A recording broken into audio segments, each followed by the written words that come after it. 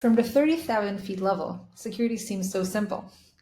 Lock down access to all of your resources like Fort Knox, and security is achieved, right? But in reality, we know that this model is infeasible in practice. Your team needs easy access to their infrastructure, databases, and services if they're going to deliver on time and stay competitive.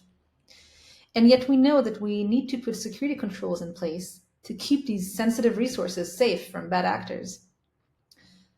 So how do we decide what kind of protection we want to use, where, and with what levels of friction to strike the right balance?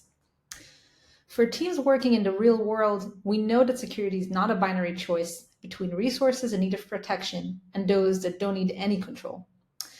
So why should our protection for our resources try to match this imaginary model? At Apono, we take a practical approach that starts with understanding the risk.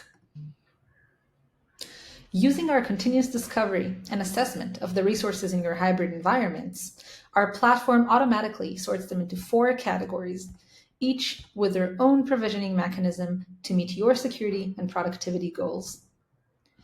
Let's take a look at how this works in practice. We start our assessment with risk.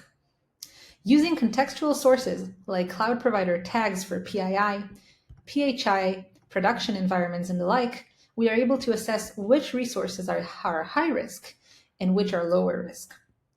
We can put the lower risk resources aside as standing yet monitored access since they are a lower priority. What is far more interesting is how we handle our high risk resources. We break these resources down into 2 categories based on usage. We want to ensure that resources that fall into the high risk, high usage category are going to be easily available to users so that we don't hurt productivity. We want to limit how long access is granted for. So here, we're going to want to put these resources behind just-in-time protection. This way, they're automatically approved and available upon request in accordance with our policies so that developers aren't idly waiting for access. But we've also greatly cut our blast radius. As an extra layer of security, we can require MFA for a bit of added protection. Finally, we have our crown jewels. These are the high-risk resources that are less accessed and need that extra bit of human touch. We can designate who needs to approve access requests to these resources in our access flows.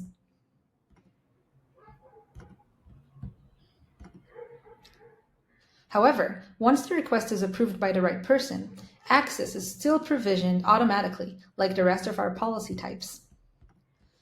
The value that our users get from our access tiering is that it does the heavy lifting for them, providing not only the visibility over where their risk is, but also in actually handling their access management, helping them to prioritize high-risk access policies and close the remediation loop to ensure continuous security, all while enabling the business to run faster.